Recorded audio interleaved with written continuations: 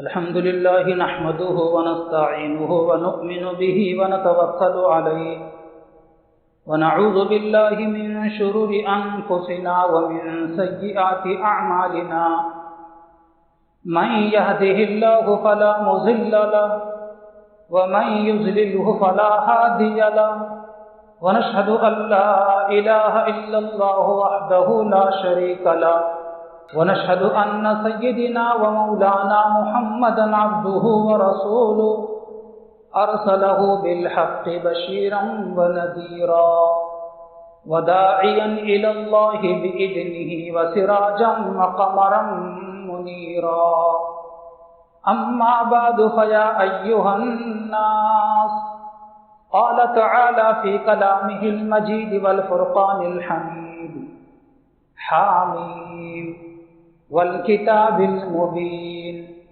إنا أنزلناه في ليلة مباركة إنا كنا منذرين فيها يفرق كل أمر حكيم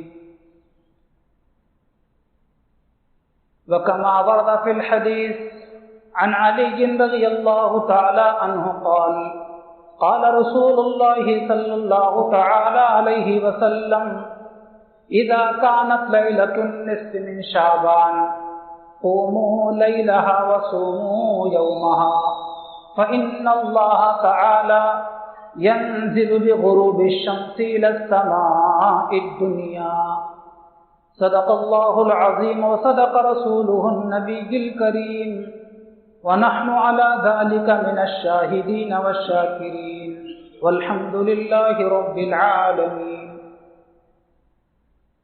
قابل احترام دینی بھائی اور عزیزوں، بڑی خوشی و مسرت کی بات ہے کہ اللہ تبارک و تعالیٰ نے آج کی یہ بابرکت رات اور یہ قیمتی لمحات اللہ تعالیٰ نے ہمیں عطا فرمائے ہیں۔ اللہ تعالیٰ ہمیں قدردانی کے توفیق عطا فرمائے۔ محترم بزرگوں، دوستو، آج کی یہ شب جسے شب برات اور حدیث کے الفاظ میں اسے لیلۃ مبارکہ کہا جاتا ہے، بڑی بابرکت رات ہے یہ۔ کتنے وہ لوگ تھے جو پچھلے شب برات میں بڑی رات میں موجود تھے، آج وہ ہمارے درمیان موجود نہیں ہیں، وہ اپنی قبروں میں ہمیشہ کے لیے آرام کرنے کے لیے چلے گئے۔ ہمیں بھی اس بات کا کوئی پتہ نہیں کہ آئندہ شب برات ہمیں نصیب ہوگی یا نہ جانے قبرستان کے اس اندھیری کوٹڑیوں میں ہمیں پڑا رہنا پڑے گا۔ چونکہ آج کی رات خاص طور پر جب بہت سارے دیگر چیزوں کے فیصلے ہوتے ہیں، جیسے ہر ملک کی حکومتیں سال میں ایک مرتبہ ایک سال کا بجٹ پاس کرتی ہیں، اللہ تبارک و تعالیٰ بھی آج کی رات میں اپنے بندوں کے لیے سالانہ ایک سال کا بجٹ منظور کرتے ہیں، اور بجٹ منظور کرنے کے بعد متعلقہ فرشتوں کے حوالے وہ کر دیا جاتا ہے۔ اللہ تبارک و تعالیٰ پورے سال کا نظام اور بجٹ آج بنا کر متعلقہ فرشتوں کے حوالے کر دیتے ہیں۔ کیا بجٹ منظور ہوتا ہے؟ اس شب برات سے لے کر آئندہ ایک سال تک بارش کہاں ہوگی، بارش کہاں نہیں ہوگی، کتنے لوگ حج کریں گے، کتنے لوگوں کے گھروں میں بچے پیدا ہوں گے، اور کتنے لوگوں کو موت آئے گی، کتنے لوگوں کو فتح ہوگی، کتنے لوگ شکست سے دوچار ہوں گے، اور کتنے لوگوں کو کتنا رزق ملے گا، کس کو کہاں کس حال میں موت آئے گی، یہ سارا آج منظور ہوتا ہے۔ نبی کریم صلی اللہ علیہ وسلم اس مہینے میں بڑی کثرت کے ساتھ روزہ رکھا کرتے تھے۔ حضرت عائشہ رضی اللہ تعالیٰ نے پوچھا کہ یا رسول اللہ صلی اللہ علیہ وسلم اس مہینے بڑی کثرت کے ساتھ آپ روزہ رکھتے ہیں، کیا بات ہے؟ تو آپ علیہ الصلوۃ والسلام فرمایا کہ عائشہ، اس مہینے کے اندر موت کا نوشتہ لکھا جاتا ہے، اس مہینے میں موت کا نوشتہ لکھا جاتا ہے، یعنی انسانوں کی موت لکھی جاتی ہے، اور میں چاہتا ہوں کہ میری موت کا نوشتہ اور میری موت کا فیصلہ میرے روزے کی حالت میں، یعنی بندہ اچھی حالت میں ہوتا ہے اور اس وقت میں اس بندے کے تعلق کوئی فیصلہ ہوتا ہے تو اچھا فیصلہ ہوتا ہے، چاہے موت و حیات کا فیصلہ ہو، چاہے روزی روٹی کا مسئلہ ہو، چاہے کسی اور طریقے کا مسئلہ ہو۔ جیسے آج کی رات میں تھوڑی سی کی نیکی کرنے پر اللہ تبارک و تعالیٰ ڈھیر سارا ثواب عطا فرماتے ہیں۔ خدا نہ کرے اگر ہماری غفلت اور لاپرواہی اور لا علمی کی وجہ سے اگر آج کی رات کوئی گناہ بھی اگر ہو جاتا ہے تو اس کا عذاب اور پکڑ بھی بہت زیادہ ہے۔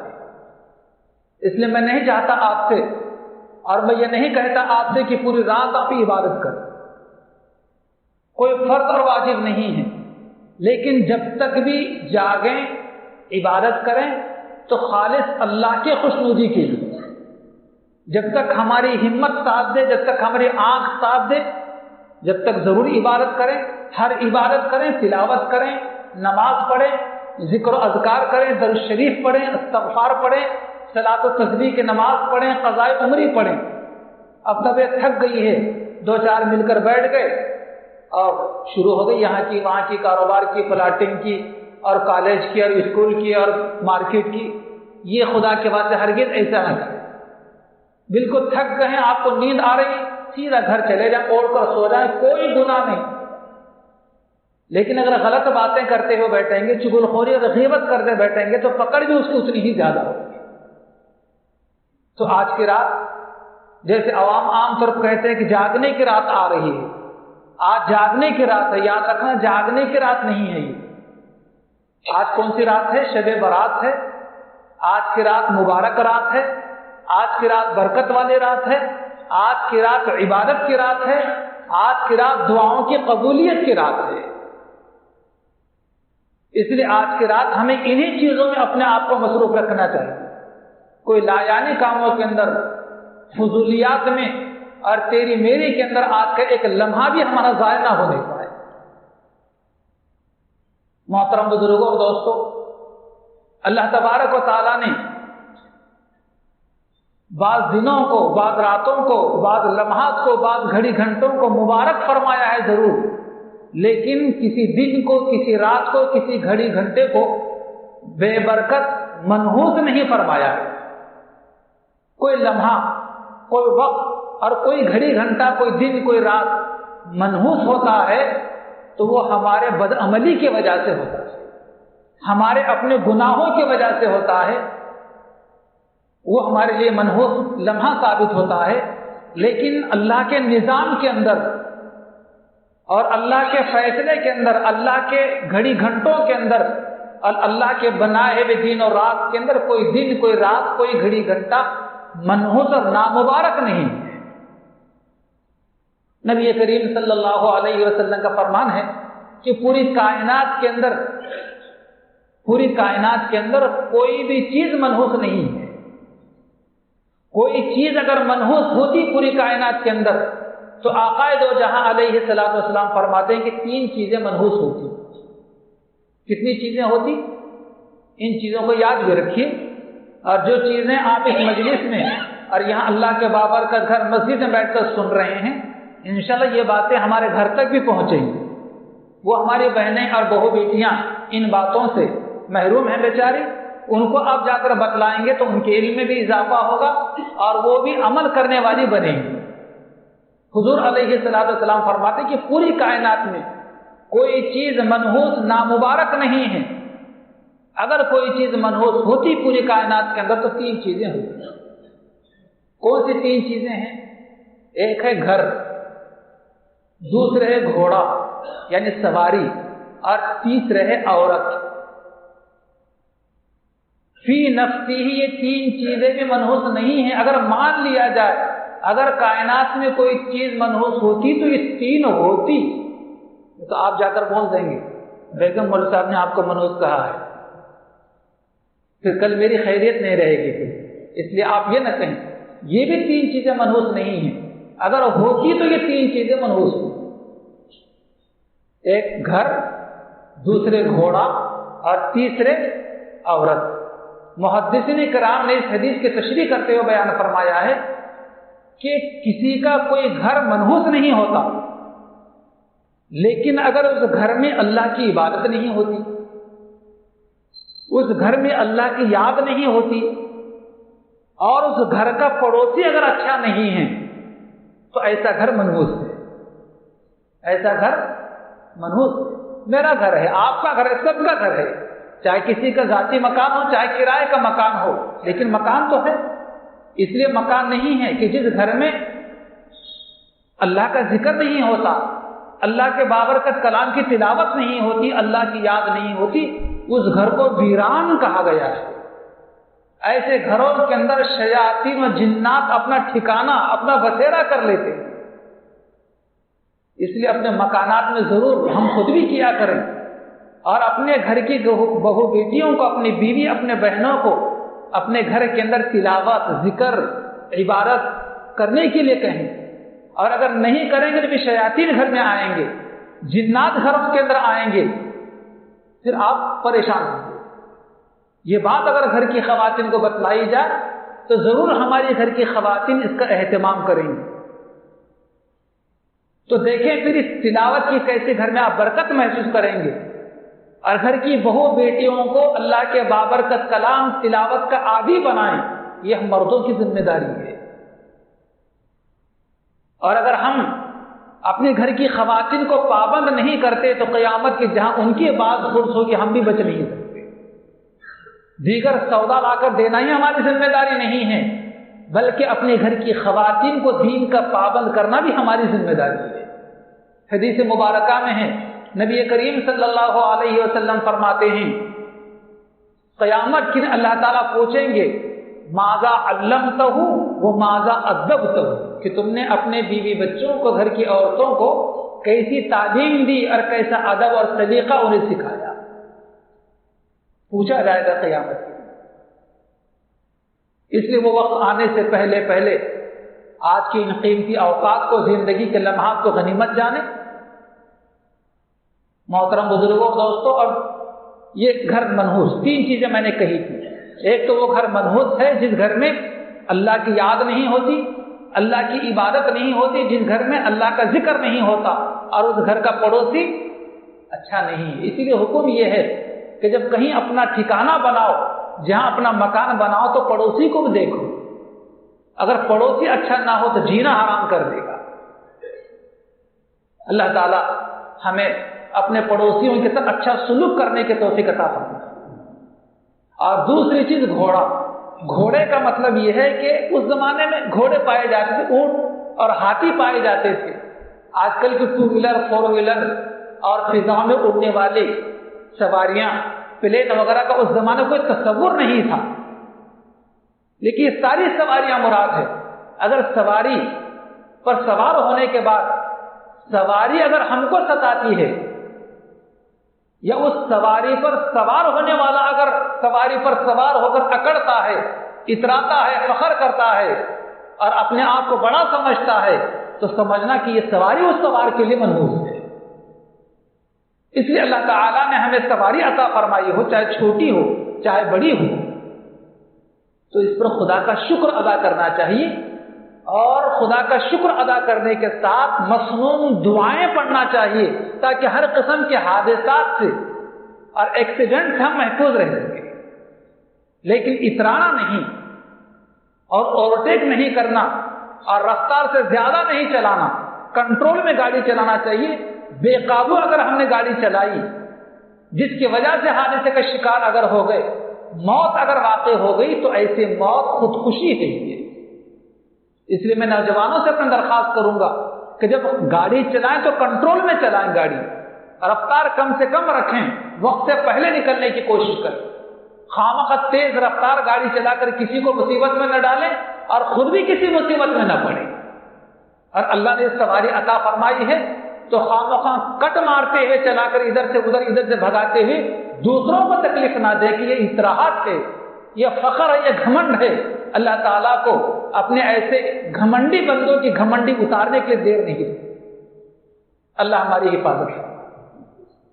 اس لیے جو سواری پر سوار ہوں تو بسم اللہ الرحمن الرحیم، سبحان الذی سخر لنا هذا وما كنا له مقرنین وإنا إلى ربنا لمنقلبون۔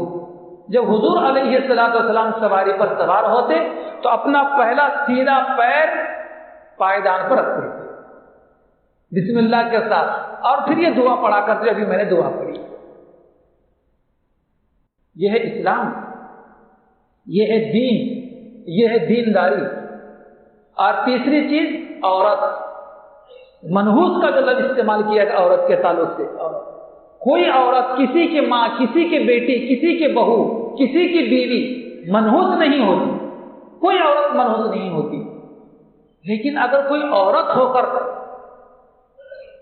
اپنی نسوانیت کو بھول جائے اور عورت ہو کر اللہ کی عبادت نہ کرے، اللہ کا ذکر نہ کرے، اگر شوہر کو تکلیف دے، خواہ مخواہ کے شوہر کو ایذا میں تکلیفیں دیتی رہتی ہے، تو ایسے بیوی کو، ایسے عورت کو منحوس کہا گیا ہے۔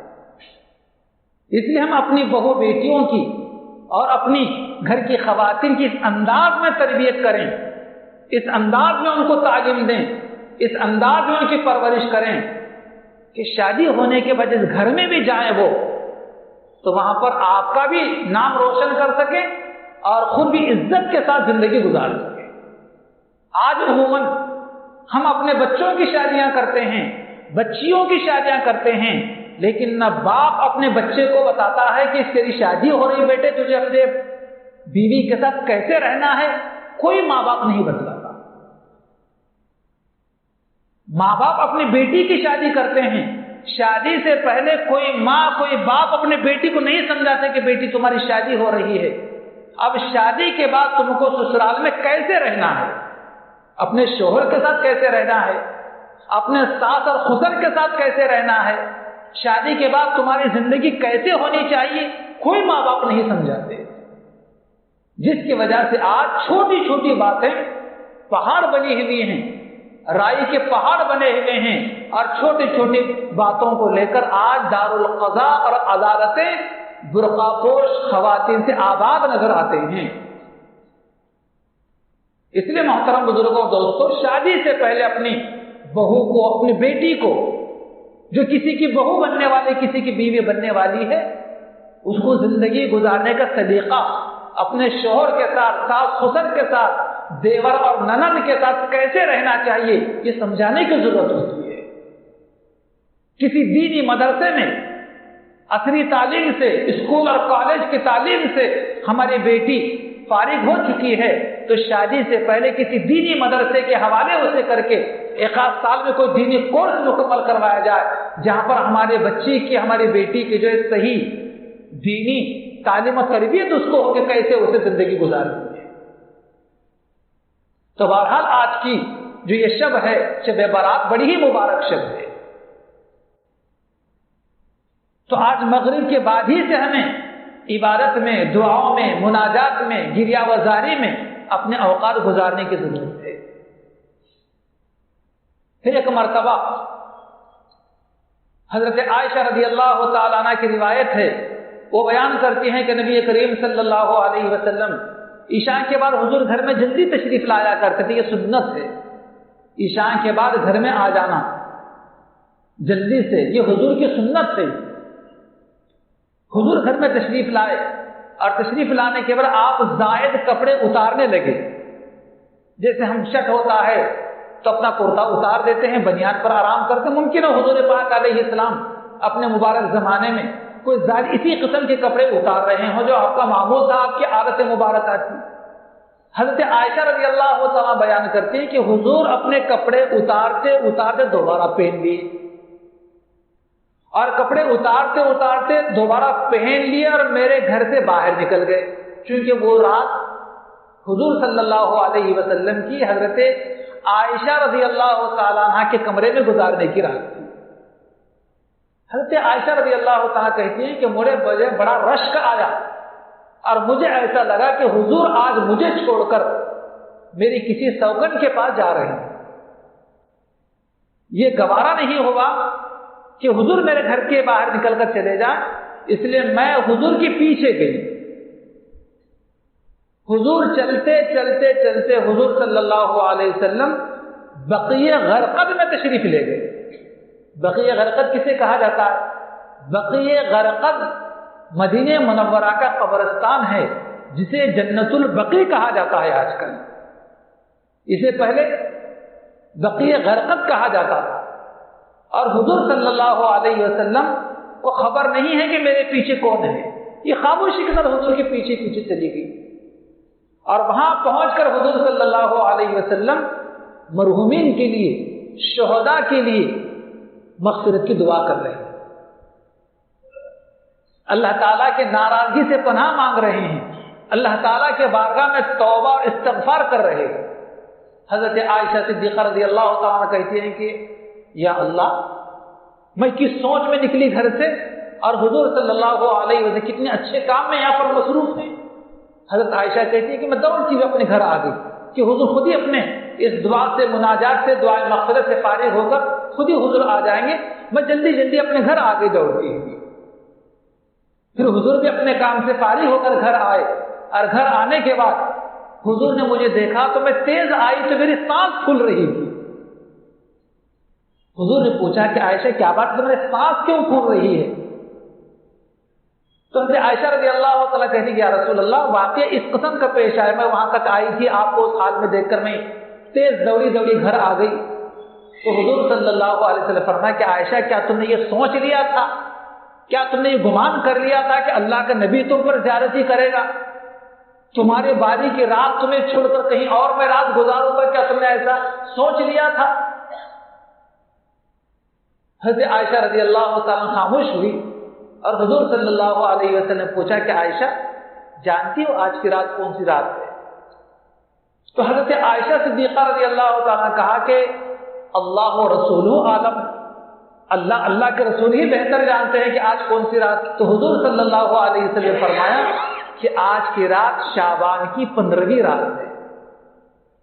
لیلۃ النصف من شعبان، شعبان کی نصفویں رات، 15ویں رات ہے آج. عائشہ تمہیں معلوم ہے آج کی رات کیا ہوتا ہے؟ حضرت عائشہ رضی اللہ تعالیٰ کہا کہ یا رسول اللہ آپ بہتر جانیں، آپ کا رب بہتر جانے، مجھے نہیں معلوم. تو آپ صلی اللہ علیہ وسلم فرمایا کہ عائشہ آج کی رات یعنی شب برات میں اللہ تبارک و تعالیٰ اپنے بندوں میں اتنے بندوں کو معاف کرتے ہیں جتنے کہ مدینہ منورہ میں قبیلے بنو کلب کے بکریوں کی بالوں کی تعداد ہے. قبیلے بنو کلب کے بکریوں کی تعداد جتنی مدینہ منورہ میں ہے، ان تمام بالوں کے بقدر اللہ تبارک و تعالیٰ اپنے بندوں کو آج کی رات معاف کر دیتے ہیں، ان کی مغفرت کر دیتے ہیں. قبیلہ تھا بنو مدینہ منورہ میں، اس قبیلے کا نام ہے قبیلے بنو کلب. مدینہ منورہ کے تمام قبائل میں یہ قبیلہ سب سے زیادہ بکریاں رکھا کرتا تھا. ظاہر بات ہے جتنی زیادہ بکریاں ہوں گی تو اتنے زیادہ بال بھی ہوں گے. تو ایک بکری کے بدن کے اوپر کتنے بال ہوتے ہیں؟ آپ میں جتنے لوگ یہاں پر بیٹھے ہوئے ہیں سب کے سب لوگ شمار کرنا چاہیں اور گننا چاہیں تو گن نہیں سکیں گے. تو سینکڑوں ہزاروں بکریوں کے بدن پر کتنے بال ہوں گے؟ تو گویا کہ کہنے کا مقصد حضور پاک علیہ السلام کا یہ ہے کہ آج کی رات اللہ تبارک و تعالیٰ اپنے بے شمار بندوں کو معاف کر دیتے ہیں، ان کی مغفرت کرتے ہیں، ان کے توبہ قبول کر دیتے ہیں. پھر یہ فرمانے کے بعد حضور پاک علیہ السلام نے فرمایا کہ عائشہ کیا تم مجھے اجازت دو گی کہ میں آج کی رات عبادت میں گزار دوں؟ کس سے اجازت مانگ رہے ہیں حضور؟ اپنے بیوی سے اجازت مانگ رہے ہیں، اس لیے کہ رات کا پورا حصہ سونے کے لیے نہیں تھا حضور کا، اور رات کا سارا حصہ حضور کا عبادت کے لیے نہیں تھا، بلکہ رات کا ایک حصہ حضور صلی اللہ علیہ وسلم کا اپنی بیویوں کے دل جوئی کے لیے، دل جمعی کے لیے بھی تھا، باتیں کرنے کے لیے بھی تھا. کچھ حضور کی بیویاں اپنی بات حضور سے کہتے اور کچھ اپنی بات حضور اپنی بیویوں سے کہتے. تو کبھی چاہیے کہ اپنی بیوی کی بات بھی ہم سنیں، کبھی اپنی بات بھی اچھی اپنی بیوی کو سنایا کریں. یہ بھی بیوی کا حق ہے. یہ نہیں کہ 11 بجے تک 12 بجے تک گھر کے باہر رہیں، نیند آ رہی تو گھر چلے جائیں اور گھر جاتے ہی بستر پر لمبے ہو جائیں. رات کے شروع حصے میں آپ علیہ السلام سو جایا کرتے تھے، آرام فرمایا کرتے تھے، اور رات کا آخری حصہ جو آپ علیہ السلام کو ہوا کرتا تھا وہ اللہ کی عبادت کے لیے، اللہ کی یاد کے لیے، ذکر و اذکار کے لیے، تہجد کی نماز کے لیے، یاد الہی کے لیے، دعا و مناجات کے لیے ہوا کرتا تھا۔ تو آپ علیہ السلام نے اس رات، جس رات شب برات تھی، شعبان کی 15ویں رات تھی، آپ علیہ السلام نے حضرت عائشہ رضی اللہ تعالیٰ عنہ سے کہا کہ عائشہ کیا تم مجھے اجازت دو گی کہ آج کی رات میں عبادت میں گزاروں؟ تو حضرت عائشہ صدیقہ رضی اللہ تعالیٰ نے کہا کہ یا رسول اللہ صلی اللہ علیہ وسلم، میرے ماں باپ آپ پر قربان، آپ شوق سے عبادت کریں۔ تو آپ علیہ السلام عبادت کے لیے کھڑے ہو گئے۔ حضرت عائشہ بیان کرتی ہیں کہ اتنی لمبی آپ علیہ السلام نماز پڑھی، اتنا لمبا قیام آپ نے کیا، اتنا لمبا رکوع آپ نے کیا، اتنا لمبا سجدہ آپ علیہ السلام نے کیا کہ سجدے میں بالکل حضور بے حرکت ہو گئے۔ پھر پوری رات آپ علیہ السلام نے عبادت گزاری۔ اس حدیث مبارکہ سے معلوم ہوا کہ ہمیں جو ہے آج کی رات 2 کام کرنے ہیں، ویسے 3 کام مسنون ہے، حضور پاک علیہ السلام ثابت ہیں، لیکن اس حدیث مبارکہ سے 2 کام کیا ہیں؟ ایک تو یہ ہے کہ قبرستان پہنچ کر اگر نہ جا سکتے ہو تو کوئی فرض، کوئی واجب نہیں ہے قبرستان جانا، لیکن بہرحال آج کی رات اپنے مرحومین کے لیے، اپنے مرحوم والدین کے لیے، اپنے خاندان کے مرحوم لوگوں کے لیے دعائے مغفرت کر۔ حضور صلی اللہ علیہ وسلم اپنے پیر چل کر جنت البقیع پہنچے، بقیع غرقد پہنچے، اور وہاں پہنچ کر شہداء کے لیے، مرحومین کے لیے آپ علیہ السلام دعائے مغفرت کی، اور پھر رات واپس گھر آ کر آپ علیہ السلام نے پوری رات عبادت میں گزار دی۔ تو ایک کام ہمارا آج کی رات میں یہ ہونا چاہیے کہ ہم جو ہے خاص طور پر جہاں اپنے لیے دعا کرتے ہیں ضرور کرنا چاہیے، اپنے بیوی بچوں کے لیے دعا کرتے ہیں ضرور کرنا چاہیے، اپنے کاروبار کے لیے، گھر کی برکت کے لیے دعا کرتے ہیں ضرور کرنا چاہیے، لیکن اپنے مرحومین کو آج کی رات نہیں بھولنا چاہیے۔ ہماری طرف سے کوئی دعا، کوئی ایصال ثواب اگر ان کو پہنچتا ہے تو ہمارے مرحومین اپنے قبر میں بڑے خوش ہوتے ہیں۔ آج کی رات ہم چاہیں اپنے مرحومین کو خوش کرنا تو بہت آسانی سے خوش کر سکتے ہیں۔ اپنے ماں باپ کے کتنے احسانات ہیں، چھوٹے سے بڑے کیا، اس قابل بنایا، اتنا عالیشان مکان چھوڑ کر چلے گئے، اور اتنی بڑی جائیداد پراپرٹی چھوڑ کر چلے گئے، لاکھوں روپے ہمارے تعلیم و تربیت پر انہوں نے لگا دی۔ کیا ہم موقع بموقع ان کے قبر کی زیارت نہیں کر سکتے؟ کیا ہم موقع بموقع ان کے نام پر ایصال ثواب نہیں کر سکتے؟ کیا قرآن مجید کے چند صورتیں و چند آیتیں پڑھ کر ان کو ایصال ثواب نہیں پہنچا سکتے؟ ضرور پہنچا سکتے ہیں۔ اس کام میں کبھی بھی ہمیں بخیل نہیں ہونا چاہیے، کنجوس نہیں ہونا چاہیے اس معاملے کا۔ اگر ہم اس معاملے کے اندر اگر کنجوس ہوں گے، بخیل اگر واقع ہوں گے تو اور ہم اپنے مرحومین کو بھول جائیں گے تو یقین جانیے ہماری اولاد بھی بھول جائے گی ہمیں۔ آپ چاہتے ہیں کہ ہماری اولاد ہمیں مرنے کے بعد خوش رکھے، آپ چاہتے ہیں کہ آپ کی اولاد آپ کے مرنے کے بعد آپ کو یاد رکھے، تو اپنی اولاد کی موجودگی میں ہم اپنے ماں باپ کو یاد رکھیں، ہم اپنے اولاد کی موجودگی میں ان کے سامنے اپنے مرحوم والدین کو ایصال ثواب کرتے رہیں۔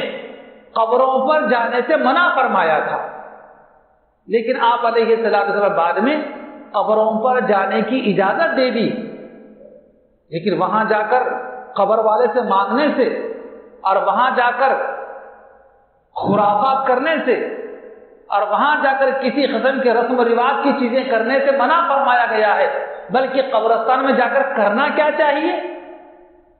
سب سے بڑا فائدہ قبرستان دیکھنے سے اور اپنے مرحومین کو قبروں میں دیکھنے سے فائدہ سب سے بڑا یہ ہوتا ہے کہ اپنی قبر یاد رکھتی ہے کہ مجھے بھی یہی آنا ہے۔ آج یہ لوگ منو مٹی تلے پڑے ہوئے ہیں، مجھے بھی ایک دن یہی آ کر منو مٹی کے نیچے پڑے رہنا پڑے گا۔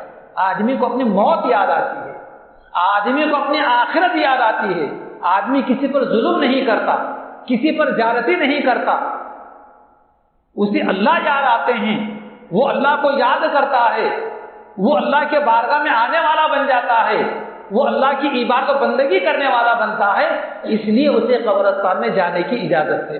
لیکن یاد رکھنا فرض اور واجب نہیں ہے۔ ہمارے امام صاحب نے کہہ دیا چلو روزانہ قبرستان میں جائیں گے، 1 گھنٹہ بیٹھ کر آئیں گے، نہیں، ایسا بھی مت کیجیے۔ موقع بہ موقع قبرستان پہنچ کر اپنے مرحومین، اپنے والدین کی قبروں کی زیارت کرنا چاہیے، یہ ان کے حقوق میں سے ہے یہ۔ لیکن جانا کیا کرنا چاہیے وہاں پہنچ کر؟ ان کے لیے دعائے مغفرت کرنا اور ان کے لیے ایصال ثواب کرنا، اس کے علاوہ کچھ نہیں کرنا، سیدھا سیدھا واپس آنا۔ یہ 2 کام اس حدیث مبارکہ سے معلوم ہوئے۔ اور تیسری ایک حدیث مبارکہ ہے، اس کے راوی حضرت علی مرتضی رضی اللہ تعالیٰ عنہ، جو سب سے پہلے خطبہ مسنونہ میں وہ حدیث مبارکہ میں نے پیش کی۔ کیا ہے وہ؟ جب شعبان کی 15ویں شب ہو، قوموا لیلہا، تو رات میں قیام کرو۔ قیام کا مطلب رات میں بیدار رہ کر عبادت کرو۔ وصوموا یومہا، اور دوسرے دن کا روزہ رکھو۔ فإن اللہ تبارک وتعالی ينزل بغروب الشمس إلى السماء الدنيا، اس لیے کہ اللہ تبارک و تعالی آج کی رات مغرب سے سورج ڈوبتے ہی پہلے آسمان پر تشریف لاتے ہیں۔ کون سے آسمان پر؟ پہلے آسمان پر تشریف لاتے ہیں، اور وہاں سے اللہ تبارک و تعالیٰ کی رحمت اپنے بندوں کو پکارتی ہے۔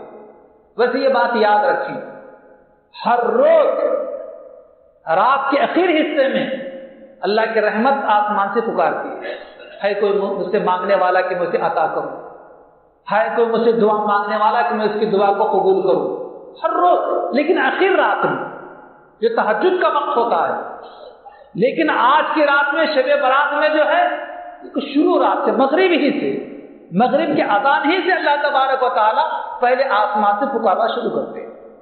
ينزل فإن اللہ تبارک و تعالی ينزل بغروب الشمس إلى السماء الدنيا، بے شک اللہ تبارک و تعالی غروب آفتاب کے بعد ہی سے سماء دنیا، سماء دنیا کا مطلب یہ دنیا کا آسمان جو ہمیں نظر آتا ہے، یا اس سے نیچے سے اللہ تبارک و تعالی کا رحمت ہمیں پکارتی ہے۔ اس لیے بھائیو، آج کی رات کرنے کے 3 کام۔ قبرستان آسانی سے پہنچ سکتے ہو تو جا کر، نہ جا سکتے ہو تو کوئی ضروری نہیں، جہاں آپ ہیں وہاں پر اپنے مسجد سے، اپنے گھر سے اپنے مرحومین کے لیے دعا کرنا، دعائیں مغفرت کرنا۔ اور دوسرا عمل، جب تک آپ کی آنکھ ساتھ دے، آپ ہمت کر سکیں، اس وقت تک بیدار رہ کر عبادت کریں۔ کوئی ایک عبادت خاص آج طے نہیں ہے، جو عبادت کر سکے کر سکتے۔ درود شریف پڑھیں، استغفار پڑھیں، تلاوت کریں، نفل نماز پڑھیں، قضاء عمری پڑھیں۔ ایک عبادت سے طبیعت بھر گئی، اکتا گئی تو نہیں کہنا چاہیے عبادت کے لیے، اور کسی کی طبیعت اکتانا بھی نہیں چاہیے، بھر گئی۔ کسی کی ایک عبادت سے طبیعت بھر گئی، دوسری عبادت شروع کر دیں۔ ایک جگہ نیند آ رہی، جگہ بدل کر دوسری جگہ پہنچ جائے، وہاں دوسری عبادت شروع کر دیں۔ اس طریقے سے بڑا ہمت کر کے صبح صادق تک بیدار رہ کر سحری کرنا چاہیے، اور دوسرے دن کا روزہ رہنا چاہیے۔ مرحومین کی دعائیں مغفرت، آج کی رات عبادت، اور دوسرے دن کا روزہ۔ تو یہ 3 کام آج کی رات میں خاص طور پر ہمیں چاہیے کہ کریں، یہ گھر کی برکت دیں گے۔ ہمارا چھوٹا سا کا عمل اپنے گھر کے بچوں کو، بچیوں کا نمازی بنا سکتا ہے، لیکن آج چھوٹے سر کی بات کی طرف ہم توجہ نہیں دیتے، جس کی وجہ سے آج ہمارے گھر سجدوں کے لیے، اللہ کے ذکر کے لیے ترس رہے، کوئی ذکر کرنے والا نہیں ہے۔ پابند کریں کہ بیٹے ہم نماز کو جا رہے ہیں، آپ نماز پڑھ کے سورہ یاسین پڑھ کر بیٹھیں، ہم آتے برابر پھر اب کھانا کھائیں۔ اپنی بیوی سے کہیے، بچیوں سے کہیے، بعض مرتبہ آپ خود لے کر بیٹھیے، اپنے بچوں سے کہیے چلو میرے بازو بیٹھو، ہم ایک ساتھ پڑھیں گے۔ کبھی آپ مت پڑھیے، بیٹے سے کہیے کہ بیٹا سناؤ تم کیسا پڑھتے ہو، آپ سورہ یاسین پڑھو۔ یہ اپنے بچوں کو، گھر والوں کو بتائیے کہ ایک مرتبہ بیٹے سورہ یاسین پڑھا جاتا ہے، اللہ تبارک و تعالیٰ 10 قرآن پڑھنے کا ثواب عطا فرمائے۔ کتنے قرآن؟ 10 قرآن کبھی بیٹی سے سنیے، کبھی بیٹے سے سنیے، کبھی اپنے ماں کے قریب جا کر بیٹھیے، اس کے قدموں میں بیٹھیے، کہیں کہ امی جان میرا جی چاہ رہا ہے میں آپ سے سورہ یاسین سنوں۔ صرف آپ کی ماں سورہ یاسین نہیں پڑھے گی، بلکہ سورہ یاسین کے ساتھ ڈھیر ساری دعائیں پڑھ کر آپ پر پھونکے گی۔ دیکھیے آپ کی دنیا کیسے سنورتی ہے۔ جن کے گھر میں بوڑھے ماں باپ ہیں ان کو بہت بڑی دولت نصیب ہے، اور جن کے گھر میں بوڑھے ماں باپ نہیں ہیں بہت بڑی دولت سے وہ لوگ محروم ہیں۔ آج ہم یہ ہیں کہ کوئی مصیبت آن پڑتی ہے، کوئی پریشانی گھیر لیتی ہے تو پرچی لکھ کر مسجد میں بھیج دیتے ہیں دعا کرنے کے لیے، دوسروں سے دعاؤں کی درخواست کرتے ہیں، ٹھیک ہے، لیکن بھائی کوئی مصیبت آن پڑ جائے، کوئی پریشانی گھیر لے تو سب سے پہلے اپنے ماں کے سامنے بیٹھے ادب کے ساتھ پہلے کہ امی آج مجھے آپ کی دعاؤں کی ضرورت ہے۔ کیوں بیٹے کیا مسئلہ ہے تیرا؟ کیوں پریشان نظر آ رہا ہے تو؟ چل میری دعا ہے تیرے ساتھ میں، اللہ تیری پریشانی کو دور کر دے۔ اتنے بول اپنے بوڑھی ماں کے زبان سے نکلے ہوئے آپ کی مصیبت دور کرنے کے لیے کافی۔ آج بوڑھے ماں باپ ہمیں بوجھ نظر آتے ہیں، بوڑھے ماں باپ بوجھ نظر آتے ہیں۔ یاد رکھنا ہم نے اپنے اولاد کے موجودگی میں اگر اپنے بوڑھے ماں باپ کو بوجھ سمجھا، یاد رکھیے ہم جب بوڑھے ہو جائیں گے ہماری اولاد بھی ہمارے بڑھاپے میں ہم کو بھی بوجھ سمجھے گی۔ یہ جلدی چلے جائے تو اچھا ہے، قصہ تمام ہو جائے ان کا تو بہت اچھا ہے، یہ کمرہ خالی ہو جائے گا، یہ روزانہ کی کٹ کٹ ان کی ختم ہو جائے گی۔ آپ کی اولاد آپ کے جیتے جی یہ الفاظ کہے گی اگر آپ نے اپنے ماں باپ کے ساتھ برا سلوک کیا۔ جس ماں کے قدموں تلے اللہ کے نبی نے جنت فرمایا ہے، جس باپ کو جنت کے دروازوں میں سے بیچ کا دروازہ کہا ہے، اس کی ہمارے پاس کوئی اہمیت نہیں ہے تو جنت آپ کو ملے گی کہاں؟ نبی کریم صلی اللہ علیہ وسلم کا فرمان ہے، اسی حضرت عائشہ رضی اللہ تعالیٰ کی حدیث میں آپ علیہ السلام فرماتے ہیں کہ جہاں سارے لوگوں کی بخشش ہوتی ہے، قبیلے بنو کلب کے، بکریوں کے، بازوں کے تعداد کے بقدر اللہ آج کی رات اپنے بندوں کو معاف کرتے ہیں، لیکن کچھ بدنصیب، کچھ بدبخت، کچھ مجرم، کچھ پاپی ایسے بھی لوگ ہیں ان کی آج کی مبارک رات میں ان کی بھی بخشش نہیں ہوتی۔ ان تمام لوگوں میں 12-13 لوگ ہیں جن کی آج کی رات بخشش نہیں ہوتی۔ ایسے لوگوں کی دعا آج کی رات قبول نہیں ہوتی۔ اگر ہم نے کبھی اپنے ماں کے ساتھ، اگر کبھی ہم نے اپنے باپ کے ساتھ بدتمیزی کی ہوگی تو یہاں سے اٹھنے کے بعد پہلا کام جا کر معافی مانگنا ہمارا ہونا چاہیے۔ چاہے ماں ہماری بھول چکی ہو، ماں تو بھول جاتی اپنے بیٹے کی غلطی، آپ سے اتنا کہہ دے کہ امی جان مجھے آپ معاف کر دے، کیوں بیٹے کیوں معافی مانگ رہا ہے تو؟ نہیں میں نے ایک مرتبہ آپ کے سامنے اونچی آواز سے بات کیا تھا، میں نے کوئی ٹینشن میں تھا، میں آپ کو جھڑک دیا تھا، مجھے نہیں جھڑکنا تھا۔ نہیں بیٹے مجھے تو یاد بھی نہیں آتا، حالانکہ آپ کو یاد ہے لیکن ماں بھول چکی ہے، مجھے معاف کر دے، باپ سے کہہ دے، کوئی شرم نہ ہو۔ اگر بوڑھی ماں سے، بوڑھے باپ سے اپنی کی گئی بدتمیزی پر معافی نہیں مانگیں گے تو یہی ہماری بدتمیزی قیامت کے دن ہمیں جہنم میں پہنچائے گی۔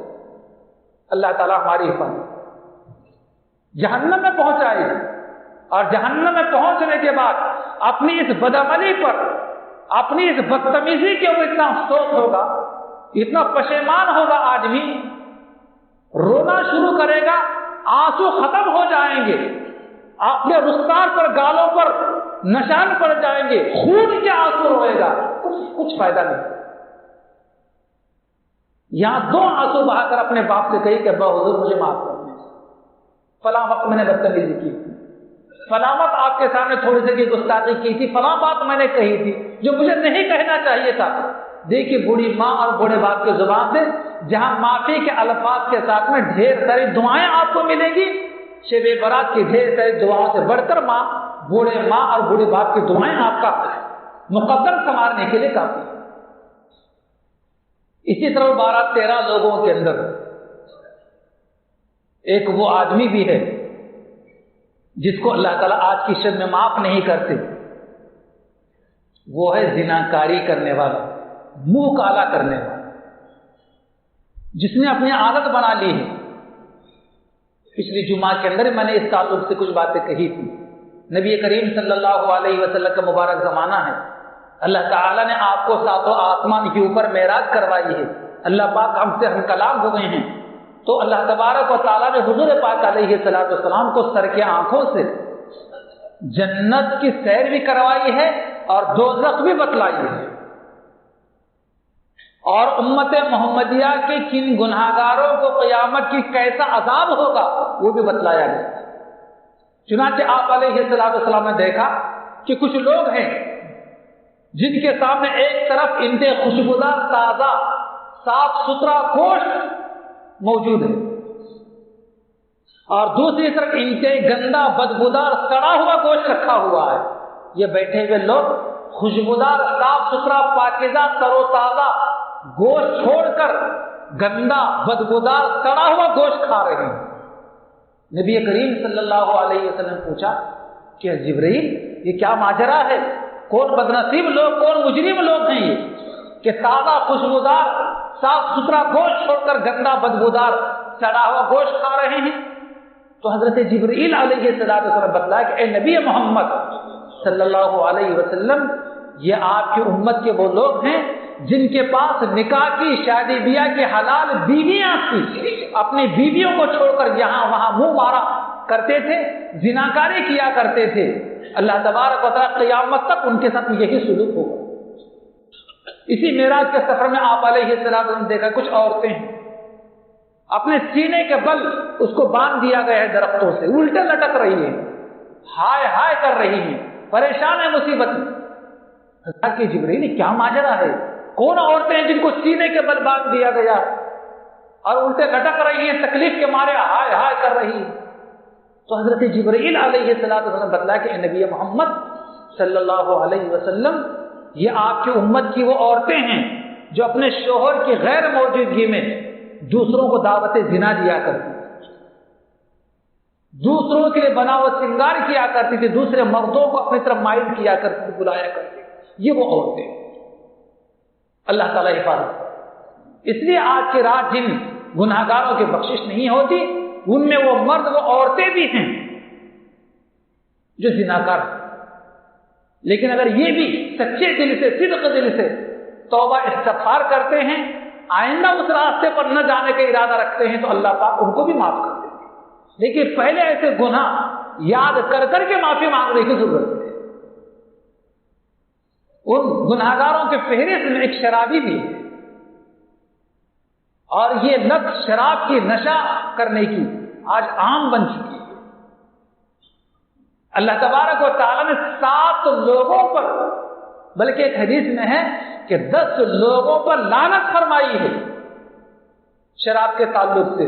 10 لوگوں، شراب نشے کی چیز پینے والا، پلانے والا، خریدنے والا، بیچنے والا، لانے والا اور لے جانے والا، تیار کرنے والا اور اس کی مدد کرنے والا، اس قسم کے 10 لوگوں کے اوپر جو ہے اللہ تعالیٰ نے لعنت فرمائی۔ اس لیے نشہ آور چیزوں میں ہم کبھی کسی کے معاون نہ بنے، کسی کے مددگار نہ بنے، ہاں چھڑانے کے لیے معاون بنے۔ ہمدردی کے ساتھ کسی کی فہمائش اگر ہم کرتے ہیں اور ہمارے سمجھانے کی وجہ سے اور ہمارے بولنے کی وجہ سے اگر کوئی نشے سے توبہ کرتا ہے اور وہ آپ یہ کہتا ہے کہ یقین رکھیے انشاءاللہ آئندہ میں کبھی نہیں پیوں گا، آئندہ کبھی میں نشہ نہیں کروں گا، تو بس یہ سمجھ لیں آپ بس اس کے لیے دعا کیجیے کہ اے اللہ یہ جو انسان الفاظ کہہ رہا ہے اس گھڑی کو قبولیت کی دعا کی قبولیت کی گھڑی بنا دے، ممکن ہے وہ توبہ کر لے اور یہی عمل آپ کے لیے نجات کا ذریعہ بن جائے۔ ڈھیر ساری چیزوں کی ضرورت ہے۔ دیکھا آپ نے سنا ہوگا نبی کریم صلی اللہ علیہ وسلم کی مبارک زمانے میں آپ علیہ السلام نے فرمایا کہ میں نے جنت میں ایک بدکار عورت کو دیکھا ہے۔ حضور پاک علیہ السلام نے پوچھا کہ سر کیسے آپ نے بدکار عورت کو دیکھا ہے؟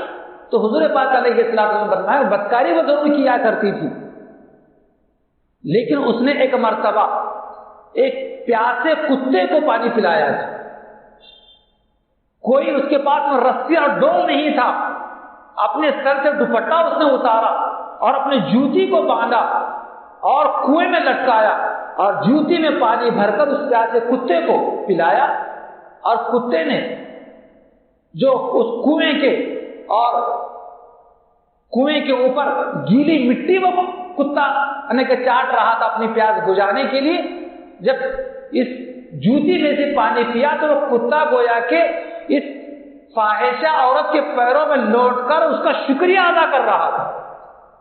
کتا پانی پینے کا عورت کے پیروں میں لوٹنا شروع کر دیا۔ حضور پاک علیہ السلام نے بتلایا کہ ایک خاتون نے گھر میں بلی پال رکھی تھی تاکہ چوہے گھر میں نہ آئیں، اگر آ جائیں تو یہ بلی ان کا قصہ تمام کر دے، اس کو کھا کر ختم کر دے تاکہ چوہوں کے نقصان سے ہمارا گھر محفوظ رہے۔ بڑی عبادت گزار، بڑی عابدہ پارسا خاتون تھی، اپنے گھر سے چوہے صاف کرنے کے لیے اس عورت نے بلی کو گھر میں لایا تو تھا، باندھ کے رکھا تو ضرور تھا، لیکن اس بلی کو کھانے پینے کے لیے کچھ نہیں دیا کرتی، یہاں تک کہ بلی وہ بھوکی مر گئی۔ اللہ کے نبی علیہ السلام فرماتے ہیں کہ ایک بے زبان جانور کو اپنے گھر میں بھوکا باندھ کر رکھنے کی وجہ سے میں نے اس عورت کو جہنم میں دیکھا۔ بھائیوں، ہم جب کسی بے زبان جانور کو تکلیف نہیں دے سکتے تو ہم اپنے جیتے جی ہم کسی انسان کو کیسے تکلیف پہنچا سکتے ہیں؟ بارہ کتے کی ایک بات آ گئی تو میں یہ بات بھی کہہ دوں آپ حضرات کے سامنے کہ آج کل کتے پالنے کا بڑا رواج ہوتا چلا جا رہا ہے۔ اپنے بوڑھے ماں باپ کی اتنی خدمت نہیں کریں گے جتنی خدمت کے کتوں کی کرتے ہیں لوگ، اور آج یہ رواج دن بدن مسلمانوں میں بھی عام ہو رہا ہے کتوں کے پالنے کا۔ نبی کریم علیہ السلام فرماتے ہیں کہ جو مسلمان کتا پالتا ہے، جو مسلمان بلا کسی وجہ کے اپنے گھر میں کتا پالتا ہے تو کتا پالنے کی وجہ سے روزانہ اس کتا پالنے والے کی نیکیوں میں سے ایک قرات نیکیاں کم ہوتی جاتی ہیں۔ صحابہ نے پوچھا کہ یا رسول اللہ قرات کیا چیز ہے یہ؟ آپ علیہ السلام فرمایا کہ ایک احد کے پہاڑ کے برابر۔ خود مسلمان ایسا ہوگا جو روزانہ ایک احد کے پہاڑ برابر نیکیاں کرنے والے اس سے بھی زیادہ کرتے ہیں، دنیا میں ہیں ایسے بھی لوگ، لیکن صرف کتا پالنے کی وجہ سے اس کتا پالنے والے کے نیکیوں میں سے روزانہ ایک قرات نیکیاں کم ہوتی جاتی۔ اس لیے کتے سے اپنے آپ کو دور رکھنا چاہیے، اپنے گھر کو بھی دور رکھنا چاہیے۔ ہاں کہ 3 صورتوں میں حدیث شریف میں جو ہے کتا پالنے کی اجازت دی گئی ہے۔ کسی آدمی کو شکار کا شوق ہے، کسی آدمی کو شکار کا شوق ہے تو اپنے شکار کرنے کے لیے کتے کو پال سکتا ہے، لیکن گھر کے در و دیوار سے دور رہنا چاہیے۔ اس لیے کہ جس گھر میں کتا اور تصویر ہوتی ہے رحمت کے فرشتے وہاں نہیں آتے، اس کی دعائیں قبول نہیں۔ آج کے رات میں بھی ایک جس کو شکار کا شوق ہو تو شکار کا شوق پورا کرنے کے لیے کتے کو پال سکتے، حدیث شریف میں اجازت ہے۔ اور دوسرے کسی آدمی کے مویشی ہوں، مویشی جانور، کسی کے اونٹ ہو، بکریاں ہوں، بیل گائے بھینسیں ہوں، اور جنگل میں وہ ریوڑ اس کے رکھے جاتے ہوں تو اپنے مویشیوں کے، اپنے جانوروں کی حفاظت کے لیے کتا پالنے کی اجازت ہے۔ اور تیسرے اپنے کھیتی باڑی کی حفاظت کے لیے کتا پالنے کی اجازت ہے۔ ان 3 چیزوں کے علاوہ کسی بھی مسلمان کو کتا پالنے کی اجازت نہیں ہے۔ اگر کوئی مسلمان بلا ضرورت کے ان 3 وجہ کے علاوہ اگر کتا پالتا ہے تو روزانہ ایک احد کے پہاڑ کے برابر اس کے نام اعمال میں سے نیکیاں کم ہوتی چلی جاتی ہیں۔ تو بہرحال یہ شرابی کے تعلق سے بات آئی تھی کہ آج کی رات اللہ تبارک و تعالیٰ شرابی کو بھی معاف نہیں کرتے، اس کی بھی دعا قبول نہیں۔ ایک مرتبہ آدمی شراب پیتا ہے تو 40 دن 40 راتوں تک اس کی کوئی عبادت قبول نہیں ہوتی، نہ فرض نہ نفل نہ سنت، 40 دن تک۔ نہ جانے کتنے جمعہ اس میں آئیں گے، نہ جانے اس کے اندر کتنی بڑی راتیں بھی آئیں گی، رمضان کا مہینہ بھی آئے گا، عید برات بھی اس میں آئے گی، پہنچا ہے عیدگاہ پر نماز پڑھنے کے لیے، لیکن ابھی 1 ہفتہ پہلے نشہ کر چکا تھا، قبول نہیں ہوگی عبادت۔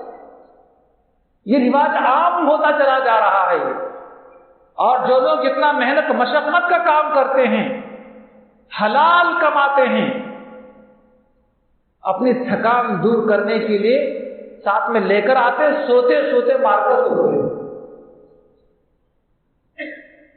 یاد رکھنا حرام ہے۔ اس لیے بھائیے اس نشے سے دور رہنے کی ضرورت ہے۔ نبی کریم صلی اللہ علیہ وسلم نے شرابی کے لیے دنیا کے اندر کیا سزا رکھی ہے معلوم؟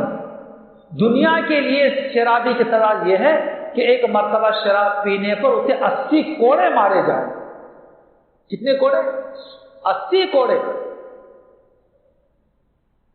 اگر دنیا میں جیسے آج یہاں پر اسلامی حکومت نہیں ہے، یا کسی وجہ سے نشہ کر کے کوئی آدمی بچ بھی گیا دنیا کی سزا سے، تو قیامت کی دونوں سزا ہوں، دنیا کی بھی اور آخرت کی۔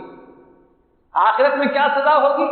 نبی کریم صلی اللہ علیہ وسلم کا فرمان ہے کہ قیامت کے دن دنیا میں نشہ کرنے والے، شراب پینے والے آدمی کو طینۃ الخبال سے پلایا جائے گا۔ طینۃ الخبال۔ صحابہ نے پوچھا کہ یا رسول اللہ صلی اللہ علیہ وسلم طینۃ الخبال کیا چیز ہے؟ تو آپ علیہ السلام فرمایا کہ طینۃ الخبال جہنمیوں کے بدن سے نکلنے والا پیپ ہے۔ دنیا میں نشہ کرنے والے لوگوں کو جو ہے جہنمیوں کے زخموں سے نکلنے والا پیپ پلایا جائے۔ اللہ نے سب کی حفاظت، ہمارے رشتہ داروں کے متعلقین کی، ہر مسلمان سے اس کی حفاظت۔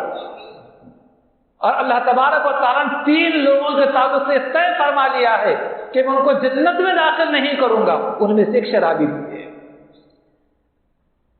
اللہ نے طے فرما لیا ہے کہ میں 3 لوگوں کو جنت میں نہیں داخل کروں گا، تو ان میں سے ایک شرابی بھی۔ کتنے ہمارے متعلقین ہیں؟ صرف نمازی کی دعوت مت دیا کیجیے، کبھی یہ بھی بتائیے امر بالمعروف نہیں عن المنکر۔ قرآن میں، حدیث میں جہاں معروف کی تعلیم ہے، وہیں پر منکر کی بھی تعلیم ہے۔ دونوں چیزیں ایک ساتھ بیان کی جائیں۔ چند اچھی باتیں کہی جائیں تو چند بری باتوں پر تنبیہ بھی کی جائے کہ آپ اس سے باز رہیں، آپ اسے بچتے رہیے، یہ کام آپ کا غلط ہے، یہ بھی ان کو کہا جائے۔ تو امر بالمعروف کے ساتھ میں نہیں عن المنکر، اچھی بات کرنے کے ساتھ بری بات سے روکنا، یہ بھی ضروری ہے۔